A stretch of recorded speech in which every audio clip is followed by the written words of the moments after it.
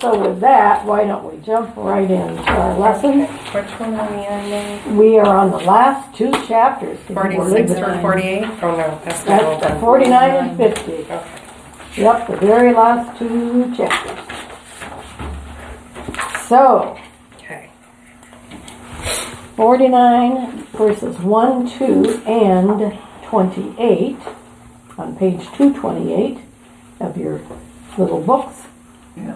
Then Jacob called his sons, and he said, "Gather yourselves together, that I may tell you what shall happen to you in days to come. Assemble and listen, O sons of Jacob. Listen to Israel your father." And then when we jump down to verse 28, three pages later, it says, "All these are the 12 tribes of Israel, and this is what their father said to them as he blessed them, blessing each with the blessing suitable to him." Okay, so what's going on in these three verses? These three verses contain two concepts that are going to be developed in what Jacob says to his sons, including, remember, he adopted Ephraim and Manasseh, Joseph's two boys. He says, "They're mine. They're going to," excuse me, I need to get a Kleenex. And then we'll continue. I understand that. Yeah. The drippy nose thing. Yep. My nose It's constant. drips when I eat for some reason. Me too. Yep, really? Mm-hmm. My nose runs when I eat. I think Yeah. that's a getting older thing or something. I don't It know, must but be because that's, especially if it's something more like hot soup or Yeah. something. Or even breakfast cereal. Mm-hmm. our bodies are weird. Yes, Weird and wonderful. Okay, so the two concepts are blessing and prophecy about the future. okay. And I think it's actually the prophetical idea that's most helpful to keep in mind as we read through what Jacob says to each one of these men. Because some of his statements do not sound like blessing when you get down to them. We'll see that there is at least one implied blessing for each son that we'll discuss at the end. But for now, let's concentrate on what's being prophesied about them. As David Guzik pointed out, this is the first prophecy spoken by a man in the Bible. Now, God has said some things, this is going to happen, this is going to happen, it'll never rain again, da-da-da-da-da-da. I mean, not rain again, but never flood again, that kind of thing. But this is the first time a prophecy's been given by a man. And also notice that Jacob referred to himself as both Jacob and Israel.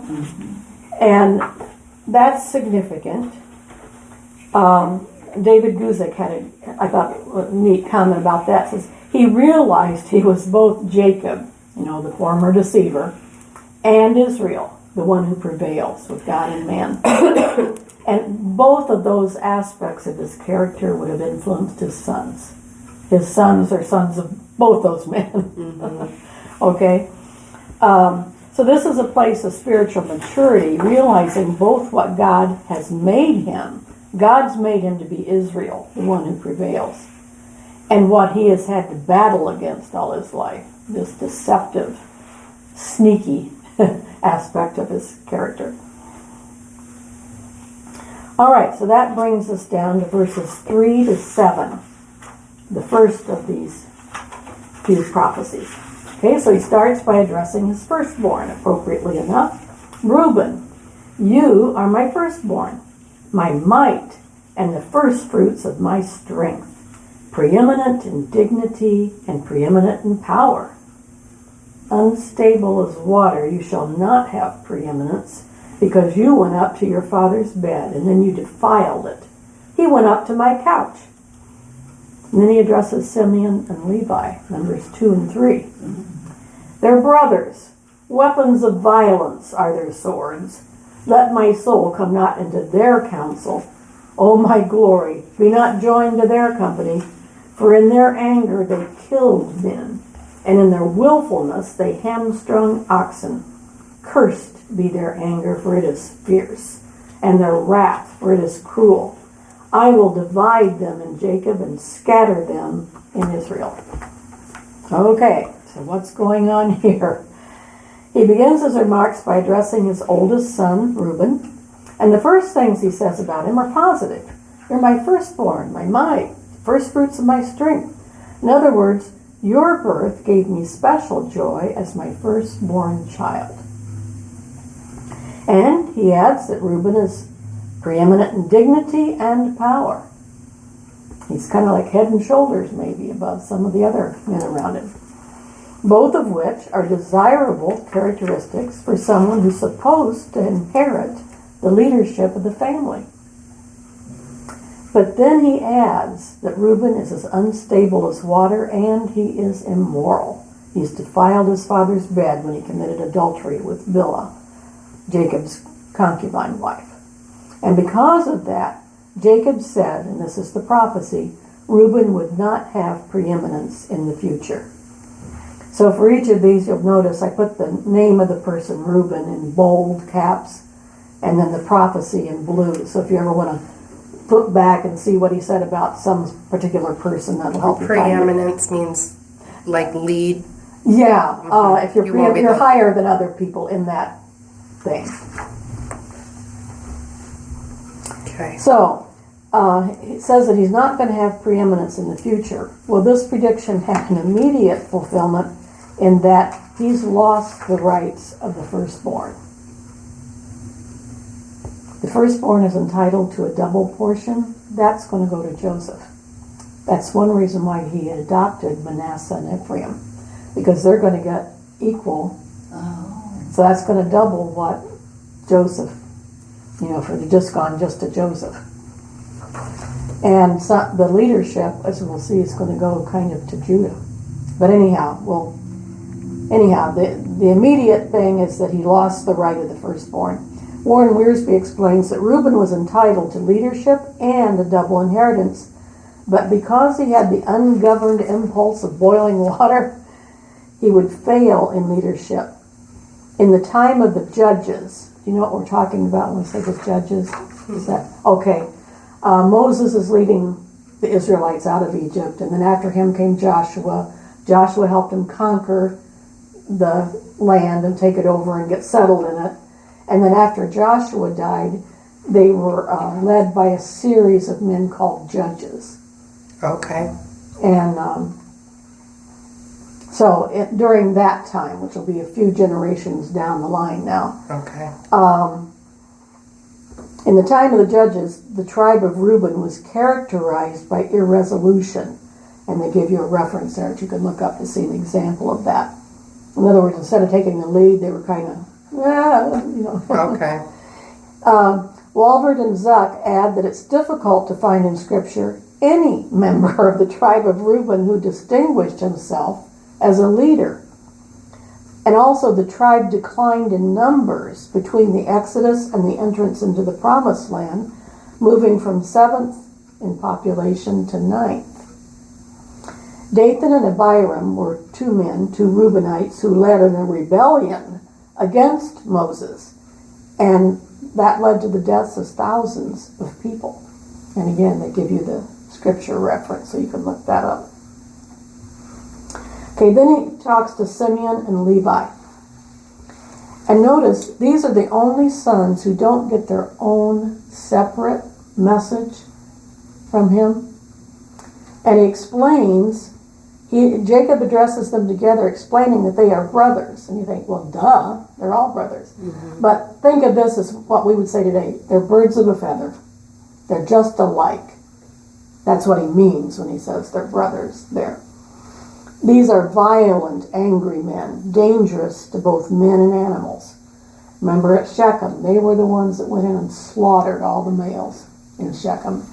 And then, they didn't say it there, but at some point they hamstrung cattle. So men and animals are in danger from these guys. And Jacob wants nothing to do with any plans of theirs because they're men of fierce wrath and cruelty. And as a consequence, Jacob says that Simeon and Levi will be divided and scattered in Israel. Warren Wiersbe describes the fulfillment of this prophecy in this way. Since it was dangerous for to be in their council, God arranged the two tribes wouldn't be able to assemble or to do anything together. The tribe of Simeon was eventually absorbed into the tribe of Judah, and the tribe of Levi received no land allotment at all, but instead was given 48 towns to live in, scattered throughout the land. I have a map with me. This is the map of Israel during the time of Joshua, when he'd let them in, they'd conquered the land, and they drew lots for where they would go. Well, this great big green patch down here is Judah, and right in the middle of it is Simeon. That's what it means, they are absorbed, you know. And Levi isn't even mentioned because, as it says, they weren't given any land apportionments. Now, actually, when that happened, it wasn't a punishment. Levi's tribe became the priestly tribe, and they, instead of giving them a specific area of their own, they gave them towns throughout the entire country. So every part of the country would have some priests nearby. So it was actually a blessing. See, God turned the evil into a blessing. So that's how that got kind of fulfilled. Where's Reuben? Oh, Reuben's over here. Reuben didn't even end up in the promised land, as we'll see. The promised land was actually on this side, all on this side. But Reuben and Gad and half of the tribe of Manasseh chose to stay on the other side because it was good land. Anyway, we'll come to that. Well, we won't come to that for quite a while because it's not in Exodus. But anyway, it happened. Just like he predicted it was going to happen. Okay, so now to the second to the last paragraph at the bottom of page 1. In summary, Wiersbe observes that 3 of the sons, Reuben, Simeon, Levi, learned that their past conduct had cost them their future inheritance, because we always reap what we sow. But again, we're going to see there's blessing hidden in the midst of the punishment. Like I said with Levi, by the time this all got fulfilled, they were priests, and so it was a blessing to have them scattered throughout the land. Okay, so then we come to Judah. So this is verses 8 through 12 on page 230. Judah, your brothers shall praise you. Your hand shall be on the neck of your enemies, and your father's sons shall bow down before you. Judah is a lion's cub. From the prey, my son, you have gone up. He stooped down, he crouched as a lion and as a lioness. Who dares rouse him? The scepter shall not depart from Judah, nor the ruler's staff from between his feet, until tribute comes to him. And to him shall be the obedience of the peoples. Binding his foal to the vine, and his donkey's colt to the choice vine, he's washed his garments in wine, and his vesture in the blood of grapes. In other words, he used wine as dishwater or laundry water. His eyes are darker than wine, and his teeth whiter than milk. Okay, so what's going on here? This section focuses on Judah, and there is a total change in tone. Judah's name means praise, and he receives nothing but praise and complimentary comparisons from his father. Jacob describes him both as a mighty lion and a ruler to whom his brother's sons will bow. That is, he resembles both a king and the king of beasts. We sense that everything said about Judah is positive, but some of the descriptions are a little puzzling. You know, like, what's this thing about tying a donkey to a vine? Sounds a little puzzling to modern ears, especially the ones found in verses 11 and 12. Woolward and Zuck had some helpful explanations for these puzzling remarks in their discussion on the way these prophecies were fulfilled during Moses' day. For Judah, grapevines are going to be so abundant they'll be used for hitching posts. And wine will be as abundant as wash water. You know, go get me 5 gallons, doesn't matter, there's plenty more where that came from. In Judah, people's eyes will be red or bright from wine, and their teeth will be white from drinking a lot of milk. These are just picturesque ways of describing the suitability of Judah's territory for vineyards. And again, Judah has a very large section of the land here. And it includes the town of Jerusalem, which is going, in King David's time will be the center, and he's a descendant of Judah. So, okay. And that brings us to the second paragraph. But the most important prophecy about Judah by far is found in verse 10. The NIV translation of this verse reads this way: "The scepter will not depart from Judah, nor the ruler's staff from between his feet, until he comes to whom it belongs, and the obedience of the nation is his." I like this particular translation of the verse because it makes the meaning clearer than do several other translations. Our little ESV journals render it "until tribute comes to him." But what does that mean? And the King James and some earlier translations say "until Shiloh comes." But again, okay, who or what is Shiloh? But then, when you look it up, you discover that the word Shiloh means "to whom it belongs." And then things start to fall into place. What this prophecy is saying about Judah is that from him will come a royal tribe of kings that will rule until the day that the one to whom the scepter and the throne truly belong, the one for whom they were always intended, will come and sit on the throne. And Revelation studiers, who is that? That one is Jesus Christ, the King of Kings, Lord of Lords, who will one day come and rule from that throne. Judah is the ancestor of many kings, including the most famous one, David, and that makes him the ancestor of Christ himself. If you look up that genealogy in Matthew, it goes all the way from Judah to Perez, down all the way to Christ. So that's the one, someday that king is coming. All right, so that brings us to the next section, verses 13 to 21, and then we're going to jump to 27. "Zebulun shall dwell at the shore of the sea. He shall become a haven for ships, and his borders shall be at Sidon. Issachar is a strong donkey, crouching between the sheepfolds. He saw that a resting place was good, that the land was pleasant, so he bowed his shoulder to bear and became a servant at forced labor. Dan shall judge his people as one of the tribes of Israel. Dan shall be a serpent in the way, a viper by the path that bites the horse's heels, so that his rider falls backward. I wait for your salvation, O Lord. Raiders shall raid Gad, but he shall raid at their heels. Asher's food shall be rich, and he shall yield royal delicacies. Naphtali is a doe let loose that bears beautiful fawns." And then we jump down to verse 27.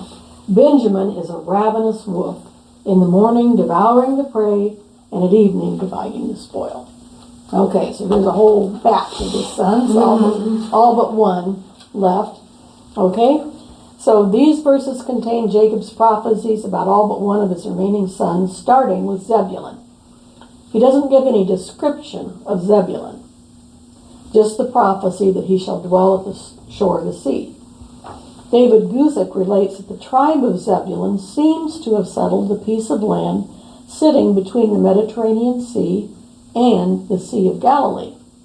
Literally, that phrase, "shall dwell at the shore of the sea," can be translated "looking towards the sea." Zebulun did look to the sea, both to the east and west. And Warren Wiersbe adds, while not directly on the Mediterranean coast, the tribe of Zebulun was assigned land close enough to the sea to make the transport of goods profitable for the people.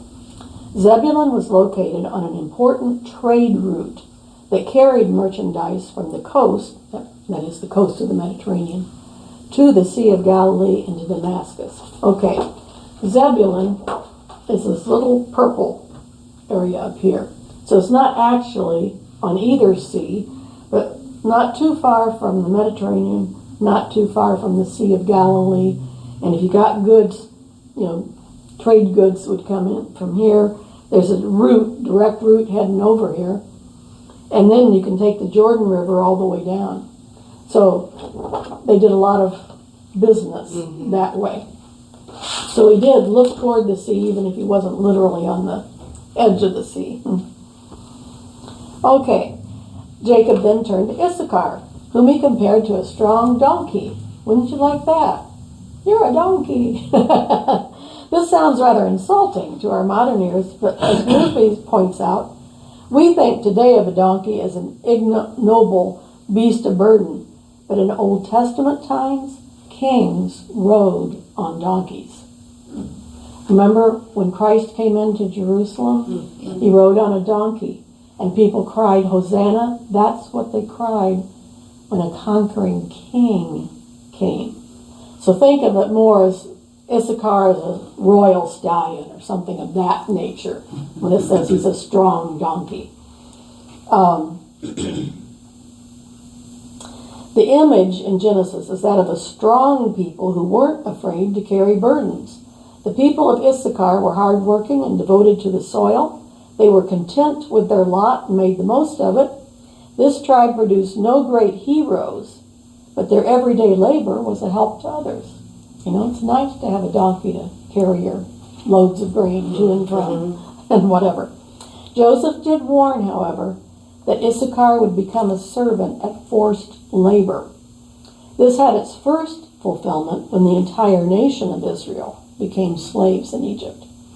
But even after Issachar's descendants received their portion in the Promised Land, they were the frequent target of enemies because of their location.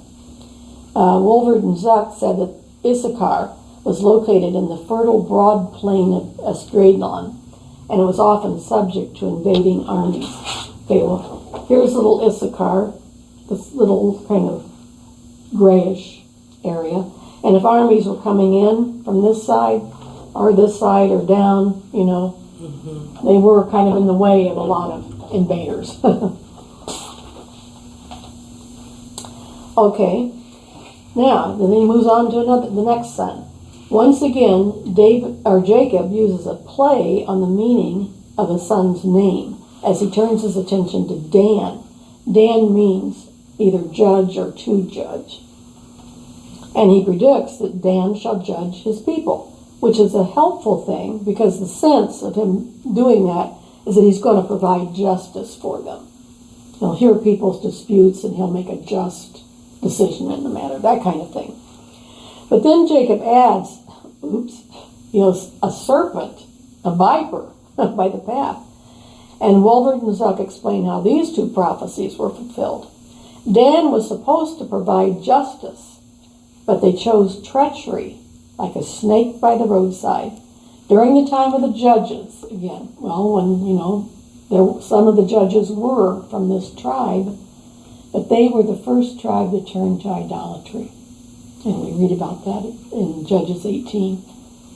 So, turn from the true God to idols, vipers, snakes. Okay, Jacob's on a roll now. He's made this little pun about his name. Jacob's name meant praise, and he praised him. All right, he gets to Gad. He makes not one, not two, but 3 puns on the meaning of Gad's name and the one-sentence prophecy he makes about him. As one commentary observed, Jacob may have been on his deathbed, but he hadn't lost his sense of humor or his wits. He could still come up with a pun or two. The ESV renders this short prophecy, raiders shall raid Gad, but he shall raid at their heels. So what does that mean? Well, the New King James Version is helpful here. They translate it this way, a troop shall tramp upon him, but he shall triumph at last. In Moses' day, the Gadites proved to be great warriors who were commended for their faithfulness and loyalty to their brothers as they helped them to conquer the Promised Land. Okay, so where's Gad? Gad is this blue area. They were one of 2.5 tribes that chose to live on the outside of Canaan. But when it came time to fight the battle, when Joshua was ready to go in and fight and take over, and he said, now all you guys got to help. You can't just stay back over here. And they did. They stayed till the last battle was fought. They were very loyal to their brothers. Even they left their wives and their cattle back over here, of course, and their children. But the men came as warriors and helped. So people might try to tramp on him, but he's going to triumph in the end. All right. So that brings us to page 3. As Jacob turns to address Asher, he makes another short prophecy, the third of 5 that are only 1 or maybe 2 sentences in length. Asher's food shall be rich, and he shall yield royal delicacies. This probably refers to the fact that Asher's descendants settled along the rich northern coast of Canaan when they were assigned their portion. Their land was very fertile. It produced a wealth of olive oil and other crops. Sorry. I'm just going to let that go. It's a spam risk. They always call about this time. Okay. So, as Wiersbe puts it, indeed, Asher's food was rich, and the tribe even provided special delicacies fit for a king. So where's Asher? Well, they're way up here at the top. This kind of brownish thing. And notice they're all on the coast. That means anything that's coming in with delicacies from afar would come their way, plus what they grow themselves. And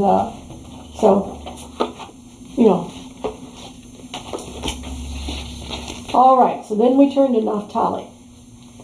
And this is one of the most obscure in meaning and the most puzzling to accurately translate. Our ESV journals say Naphtali is a doe let loose that bears beautiful fawns. But I looked up in my concordance, and the Hebrew word that's translated fawns here actually means it refers to spoken words. The New King James translates this verse as he uses beautiful words. One commentator suggested that maybe this means that Naphtali's descendants were poetic people who could express themselves well. When the Israelites finally entered the Promised Land, the land of Naphtali settled in the mountainous area of northern Israel, leading commentators to think that they would tend to be free-spirited and independent, like a wandering deer. If you've ever known like people from Scotland or people that grow up in and around mountains, they tend to be kind of independent because they have to be, because it's hard to get, to other people.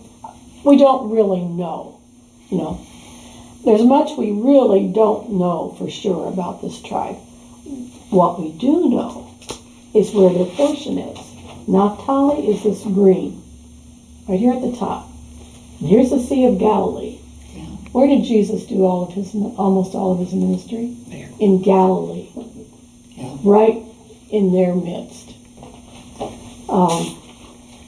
So they would certainly have heard the beautiful words of Jesus' teaching.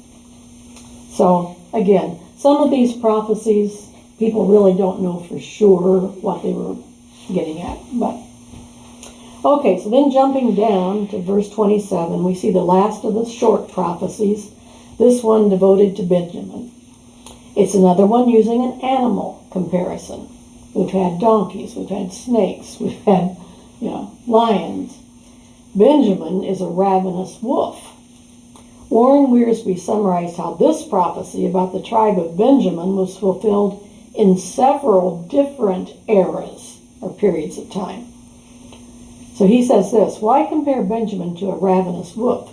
During the time of the judges, the men of Benjamin were brave and helped defeat Sisera. Sisera was an enemy, like an army commander of one of the enemy kings, and the men of Benjamin helped defeat him. But when you read Benjamin's tribal history at the end of Judges, in chapters 19 and 20, you see the ravenous wolf in action. Saul, King Saul, first king of Israel, guess what? He came from the tribe of Benjamin. But what was he like?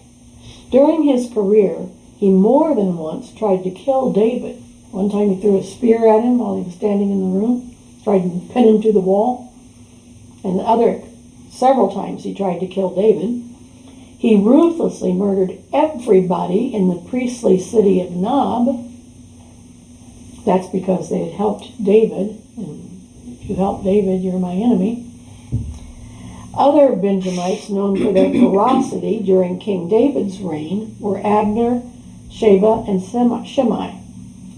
And you can read about them in those references. And then guess what? We come up to the New Testament times. Saul of Tarsus, whom we know as the Apostle Paul, but before his conversion, he was like a wild animal because he persecuted the church, went from town to town, dragging Christians into jail and voting to kill them, before Christ got a hold of him.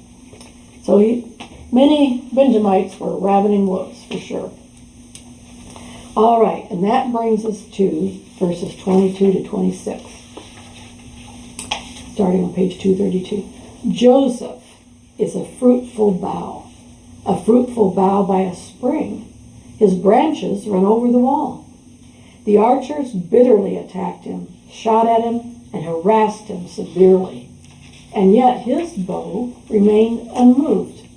His arms are made agile by the hands of the mighty one of Jacob. From there is the shepherd, the stone of Israel. By the God of your father who will help you, by the Almighty who will bless you with blessings of heaven above, blessings of the deep that crouches beneath, blessings of the breast and of the womb.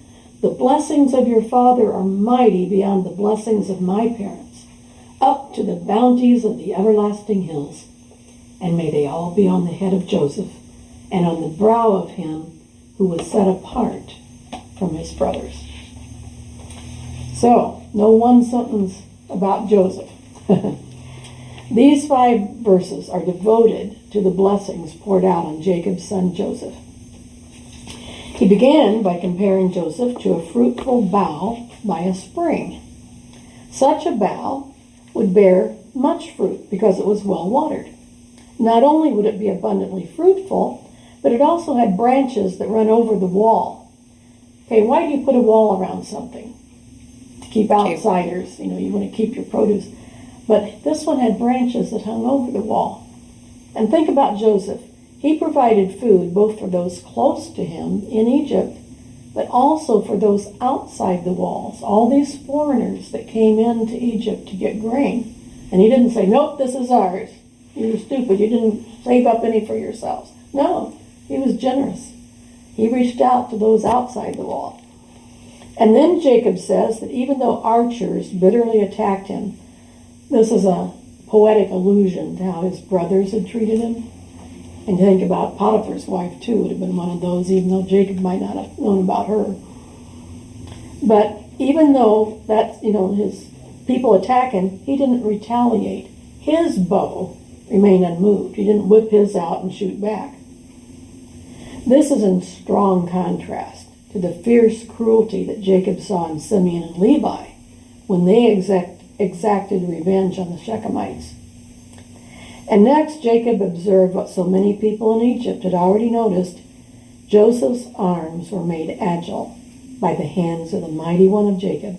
In other words, Joseph succeeded in everything he did because God was helping him. And then Jacob just bursts into this extended series of blessings on Joseph's life, which were fulfilled not just in his own life, but in the lives of the 2 tribes in Israel who came from him, Ephraim and Manasseh. For example, Jacob called down blessings of the breast and of the womb. That is, may you have abundant life offspring. And the tribes of Ephraim and Manasseh did become 2 of the most numerous in Israel. If you look at their area, Manasseh is all this orange. Half of it stayed back on the far side, and half of it came into Canaan. And here's Ephraim, the purple. Well, if you put those 2 things together, it's like almost a third to a half. Those 2 tribes alone, So they did become pretty abundant. Okay, but that wasn't it. It wasn't just abundant offspring. He also blessed them with blessings of heaven above and of the deep beneath. Well, these are probably water references. This probably means being blessed with ample rain for their crops, as well as ample drinking water for themselves and their animals from wells and springs of water, the deep beneath. And this would be blessing indeed, because if you know anything about Canaan, it's kind of desert-like in a lot of areas.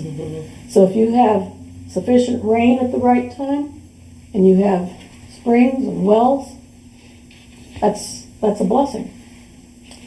But then Jacob just bursts out in praise to God, giving testimony to the blessings that he himself has received from the mighty one of Jacob, of me.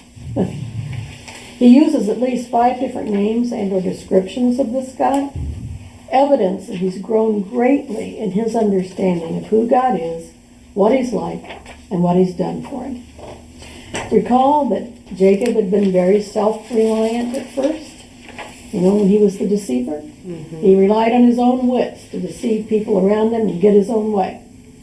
If he thought of God at all during that period of his life, it was the fear of his father Isaac. But then came the night when God revealed himself personally to him in a dream, and had spoken to him, and had promised to bless him. And Jacob has seen that promise of blessing fulfilled countless times in countless ways. You know, Abraham had 2 sons, just one through Sarah. Isaac had the 2 twin boys, and that was it. But Jacob, he has 12 sons and a daughter, you know. Yeah. And then he's going to see them increase and increase and increase and increase as we get into Exodus. But anyway, and then Laban, all the times that Laban tried to cheat Jacob, but God intervened, and so Jacob's flocks grew and his wealth grew. He has just seen God bless him in all kinds of ways over the course of the rest of his life. And he's come to know that God is his God, not just his father's God or his grandfather's. So, who is this God, the mighty one of Israel? Let's look at the names, and may our own understanding of this God grow and our own love for him deepen. He first calls him the mighty one of Jacob. The Hebrew word for mighty, abir, is only used of God, this particular word. So if you want to talk about a mighty man, you would use a different word that means mighty. So this one, God's in a class by himself. You know, it comes, and that word that's translated here, mighty, comes from a root word that means to soar. And I like the imagery of that. Jacob is saying that the mighty God who soars above all is the one who lifted Joseph's arms and helped him to rise above all the troubles and sorrows of his life and to triumph over sin and temptation and to accomplish great things. And this mighty one is Jacob's God. He's the one that caused Jacob to prevail and become Israel instead. So he's seen God at work in his own life, and now he sees evidence of God at work in his son's life, and he's just thrilled. Shepherd, he calls God a shepherd. This is the first time in the Bible that God is called a shepherd. Now maybe we're familiar with this concept. How many of you have had to memorize Psalm 23? Or no? Okay. A lot of kids, you know, the Lord is my shepherd. I shall not want. Okay, yeah. So we're kind of familiar with that. Yeah. So David sang that, you know, the Lord is my shepherd. And still later, Christ would say, I am the good shepherd. But the people of Moses' day, many of whom were shepherds themselves, wandering around in the desert with all their sheep and flocks, they'd be glad to know that they had a shepherd who was looking after their needs, was going to find them food and water and so on, and guiding them through the wilderness. New concept for them, and a comforting one. And then he calls God the stone of Israel. Again, first time in the Bible that God is called a stone. Well, does that seem like an odd, or at least kind of an unusual or strange name, a stone? So when I was looking in my concordance to see where all the places where stone occurred in Genesis, I was struck by how many of the characteristics of stone or the uses of stone could be applied to the Lord. First place it occurs is in Genesis 2, when it's talking about the Garden of Eden and rivers flowing out and so on. It says there's onyx stones and other precious jewels there. So the Garden of Eden actually contained many precious stones.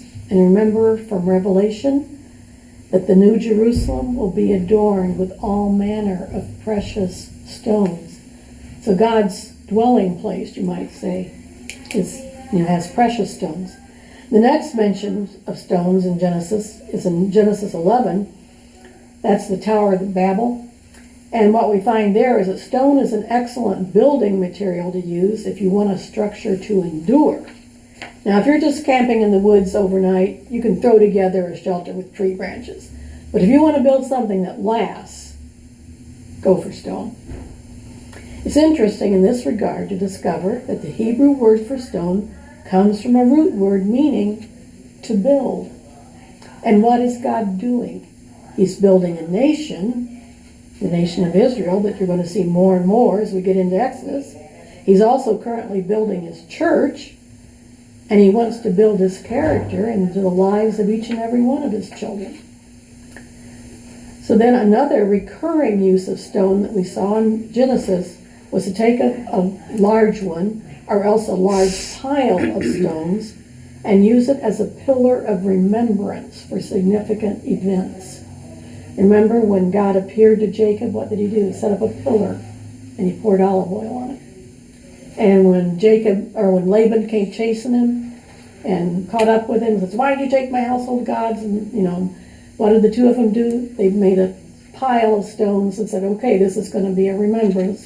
I won't go past it to hurt you. You don't come past it to hurt me." So over and over again, we see pillars of remembrance, you might say. Well, what about God? Does God want us to remember certain things? And has he ever established something to remind us of them? How about when Jesus told his disciples, "Do this in remembrance of me at the Last Supper"? So every time we take communion, we're to remember Christ until he returns. He didn't use a rock, but he did give us a practice that was to be set in stone, so to speak. You're to continue doing this until the day I return. And yet another use for a large stone that we found several times in Genesis was to put it over the opening of a well as a lid. Remember, Jacob took the lid off to impress this beautiful gal? Mm-hmm. This would protect animals and people from falling in. So Jacob is using this analogy to tell Joseph that the God who has been his own protector will continue to watch over Joseph and indeed the entire nation. It's the stone of Israel. Not just Israel the man, but Israel the nation to be. So stone is kind of an apt application if we think about it. And then he calls him the God of your father. I find this precious. Truly, the God of Abraham and Isaac has become Jacob's own God, one with whom he has enjoyed a personal relationship for years, and now he passes that blessing on to a new generation, saying that the God of your father, that is, of me, will help you. And then the last one is just a single word, the Almighty. And this one is one to grab hold of and cling to. God is all-powerful. Do you know that children's song? My God is so big, so strong, and so mighty. There's nothing my God cannot do. Yeah. And that's what Almighty means. Yeah. He's that big. All right. And he ends this whole long thing to Joseph by saying, "May these blessings be on the head of Joseph, who was set apart from his brothers." Now the Hebrew word that's translated set apart here, it implies to set apart for a special purpose or even to consecrate. Well, in a very literal sense, Joseph was set apart when his brothers sold him as a slave. Now, their intention wasn't to consecrate him, but just to separate him, to keep him out of their lives, But in that very act, God was working to set Joseph apart for his own purpose. He had plans, not just for Joseph, but for to be a savior to a lot of people. Believers today are also described as set apart ones, chosen by God for a special purpose. All right, and that brings us to verses 28 to 33. So, all these are the 12 tribes of Jacob, and this is what their father said as he blessed them, blessing each with a blessing suitable to him. And then he commanded them, and he said, I am to be gathered to my people. I'm about to die.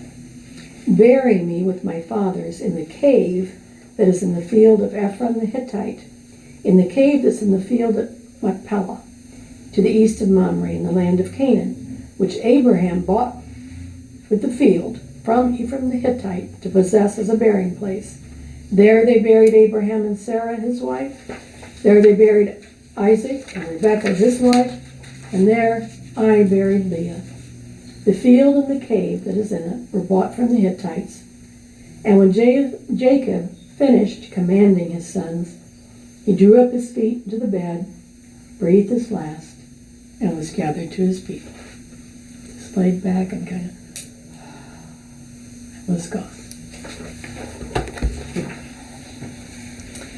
So, having finished his series of blessings and prophecies, Jacob gives his sons one last command: bury me with my fathers in the cave in the field of Ephron the Hittite.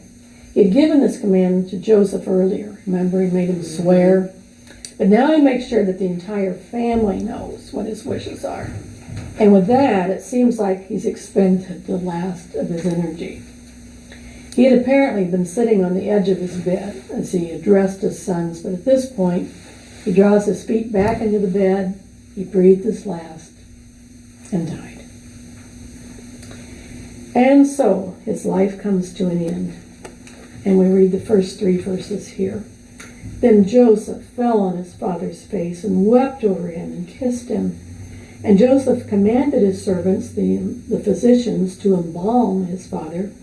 So the physicians embalmed him. 40 days were required for it, for that's how many are required for embalming. And the Egyptians wept for him 70 days. So Jacob's life has come to an end, but what a legacy he's left. He's apparently become a beloved figure in Egypt, honored in his own right, and not just because he's Joseph's father. Remember, Joseph is the hero, and this is his dad, so he'd be special if that was all he was. Yeah. I found this information on Google, which explains what was involved in the public mourning process that's described in this passage. It says the Egyptians wept for him.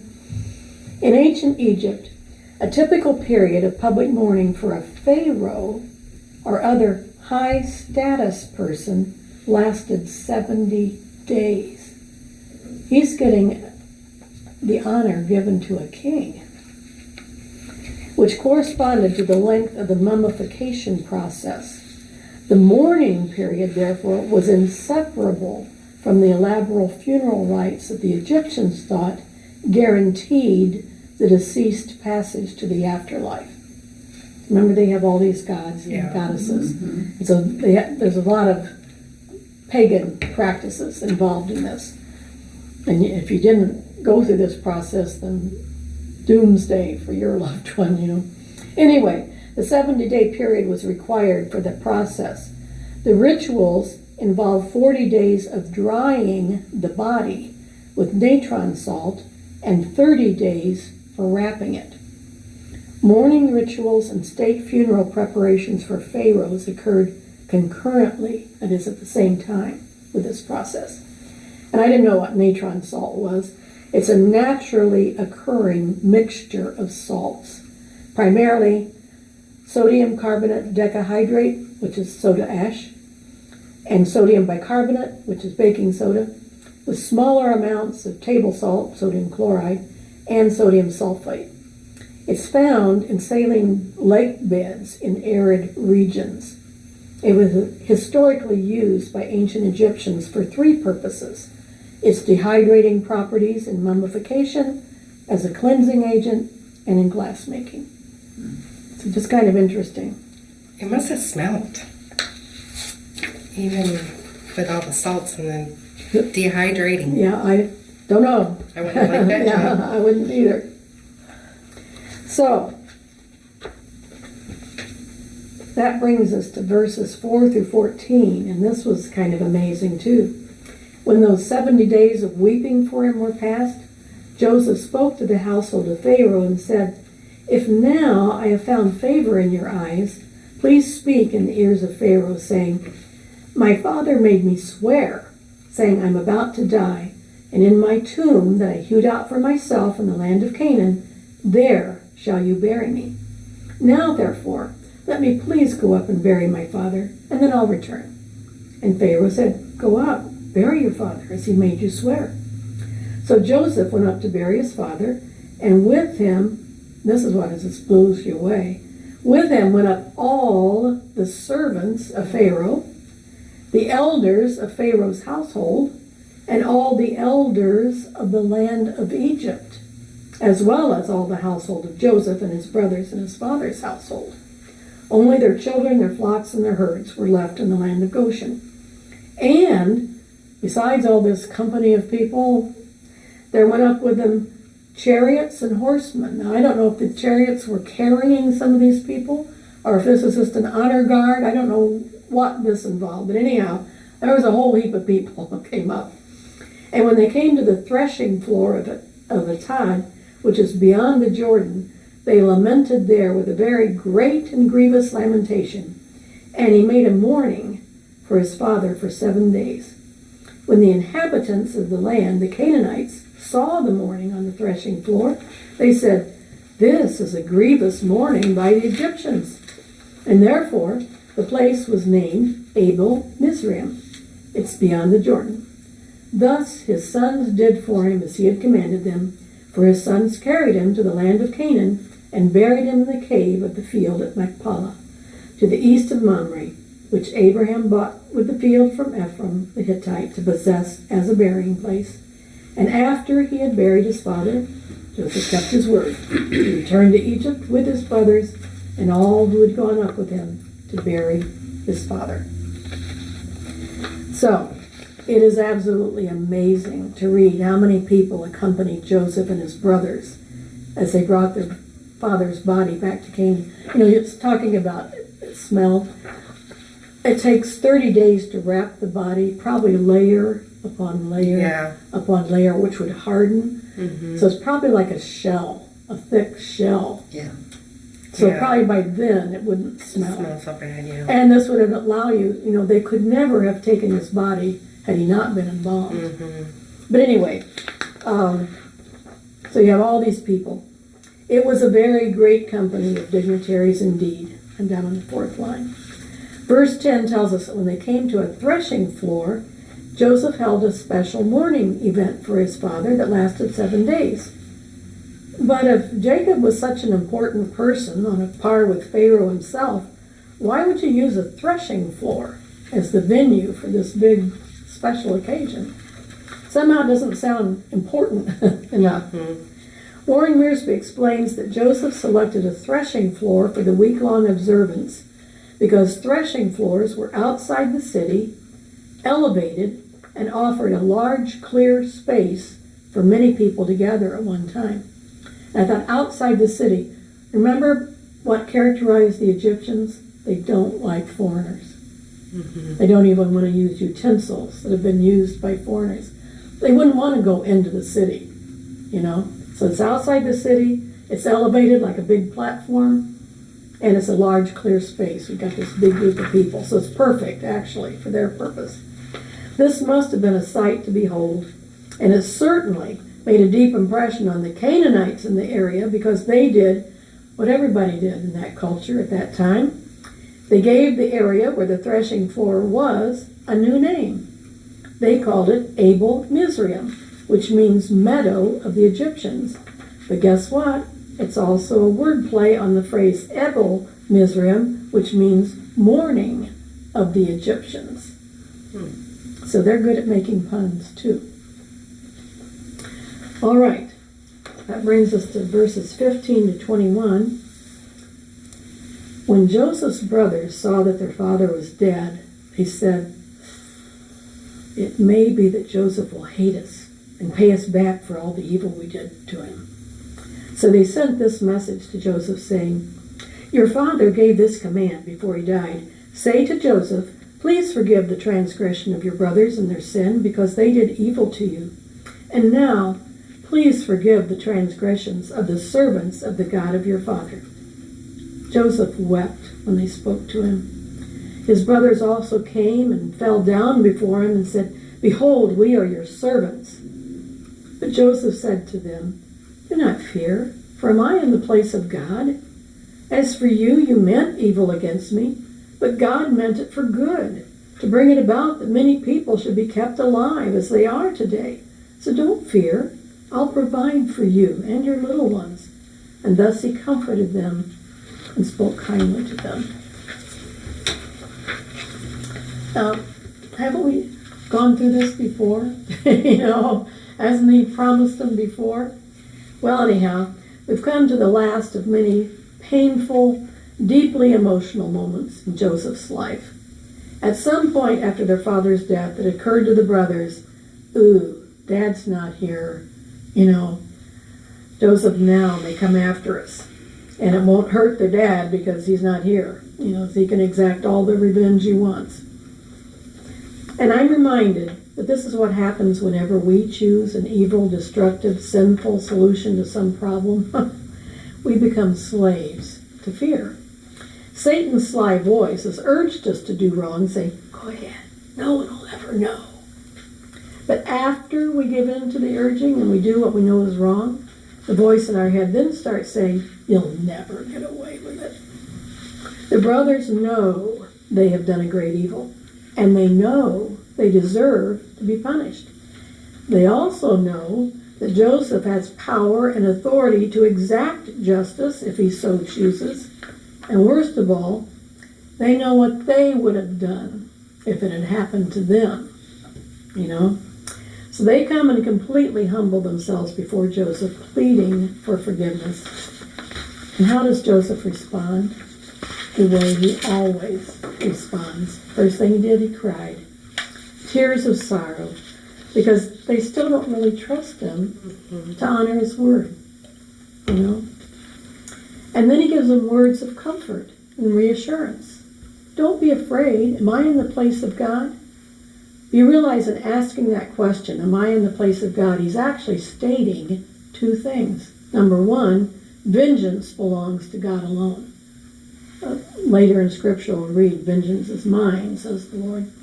He also knows that he isn't God. And so if any judgment is ever going to come for him, it's not going to come from him. So don't be afraid of me. I am not God. But then he gives them words of truth. You meant evil against me. As we've noted before, he's never avoided the elephant in the room, and he doesn't do so now. He directly acknowledges that what they did to him was indeed evil. But, as David Guzik points out, although this was true, it wasn't the greatest truth. The greatest truth was God meant it for good. Joseph has always realized that God had a plan. And he wants his brothers to understand that. Don't keep beating yourselves up. Yeah, it was wrong. You had the wrong intention. But God used it for good. And then he also followed it up with kindness and great generosity. He acted. He once again promises to provide for them and their families, and we know he did. He always does. So then we come to verses 22 to 26. So, Joseph remained in Egypt, he and his father's house. He lived 110 years. And Joseph saw Ephraim's children of the third generation. The children also of Machir, the son of Manasseh, were counted as Joseph's own. So his great-grandbabies were counted as his. And Joseph said to his brothers, I'm about to die, but God will visit you and bring you up out of this land to the land that he swore to Abraham, Isaac, and Jacob. And then Joseph made the sons of Israel swear, saying, God will surely visit you, and you shall carry up my bones from here. So Joseph died, being 110 years old, they embalmed him, and he was put in a coffin in Egypt. All right. Verse 22 tells us that Joseph lived to be 110 years old. And that seemed to ring a bell with me. Years ago, I remembered something about, somebody said that age was significant in Egypt, so I Googled it. And this is what I found. In ancient Egypt, an age of 110 was considered an ideal and extremely blessed lifespan, a reward for a virtuous and fulfilling life, although difficult to achieve given their medical and living conditions. And somewhere in the article it said that most Egyptians didn't live beyond 40. Oh, wow. Like some of the pharaohs, like were teenagers maybe, you know? Mm-hmm. So if most people around you are dying before they reach 45 or 50, and somebody gets to be 110, whoa! Yeah. This ideal lifespan is referenced in texts such as the Papyrus Westcar, which we all know, right? So I looked that up. It's an Egyptian text dating from the 4th dynasty, about 2600 BC. They talk about this. And they highlight it as a culturally significant benchmark for longevity, even if only achieved by a few. And here are some of the things that ancient Egyptians believed about living to 110. Reaching 110 years of age was seen as a significant achievement and a sign of great fortune or divine favor. This famous papyrus document and other texts from that era suggest that living to this age was a reward for living a balanced and righteous life. Individuals who reached this advanced age were highly respected for their wisdom and accumulated experience, becoming living historical archives for their communities. And you know what? As I thought about that, so God was kind of giving Joseph one last honor by letting him live to be 110. But you think about it, he's almost the youngest brother, but he died apparently first. We don't know for sure, but there were enough of his brothers left that he made him swear to do this. Mm-hmm. But anyway, the Egyptians would have thought, he's been their hero for years now, but now this is even the gods, have marked him. But it also throws light on a couple things we've noticed about Jacob. Remember when Jacob first came down to Egypt and Joseph brings him in for a private audience with Pharaoh and said that Jacob blessed him, and they said that Pharaoh wasn't offended by that. Mm-hmm. Well, okay, if most of the people around you die, around 40, and this old man comes in, he's got to be old. Then he's marked by the gods. Mm-hmm. He's blessed. So Pharaoh probably felt honored that this old man would have blessed him. And I think that also explains, that contributed also, because how old, and remember that was the question that Pharaoh said, how old are you? Mm-hmm. Now that makes sense. And when he said 130, whoa! Right. If 110 is good, yeah, 100, and he was 147 when he died. No wonder the Egyptians thought he was really something, Why isn't Joseph buried in Canaan? I don't know, except that I don't know. Yeah. I don't know, but it's going to be cool because, we'll get to that when we come to Exodus and all. But anyway, so I thought that was really neat just to see. That sheds light on some of the stuff we've read earlier. But then, verse 26, the very last verse, kind of repeats the fact that he would live to be 110 years old. And that set another little bell ringing in my head. Could this last paragraph in the book of Genesis possibly contain a chiasmus? Remember that? That logic pattern where you have statements that are repeated and you work. Have I given you this? Mm-hmm. Okay. Where you have a statement given once and then you have it repeated further down, and then you have a second statement and it's repeated, and they follow an order. Well, guess what? This is what I found. If we take the verses from 23, oops, where am I? Lost my place. 22. The end of verse 22, or verse 22 starts out, he remained in Egypt. Well, what's the last phrase in the last verse? He was put in the coffin in Egypt. You're put in the coffin, you're remaining. Okay? And then in verse 22, the second statement is he lived 110 years. And what? Guess what? Joseph died when he was 110 years old in that last verse. And in the middle, you have this statement that's repeated. He says, I'm about to die, but God will visit you and bring you up. And he repeats it, God will surely visit you, and you shall carry up my bones with you. So God is preparing them for the fact that they're going to be in Egypt for quite a while. And that, remember that God had to appear personally to Jacob and say, don't be afraid to go down to Egypt. It's okay. I have a plan, you know, and God has plans. So maybe it's because he's so important. It might have been a state offense to have moved his bones out of Egypt. I don't know. Yeah. But that would kind of make sense because he's so respected by the Egyptians. But God says, but don't leave my bones here. When God brings you out, you take my bones with you. And they did. They did. So he is buried now in Canaan. Okay. But, so, and you know what? The other thing that made me excited is this is the perfect lead-in to Exodus. God's going to visit you, and that's what Exodus is all about. The time that God came, and it was time to leave. So, we got that to look forward to.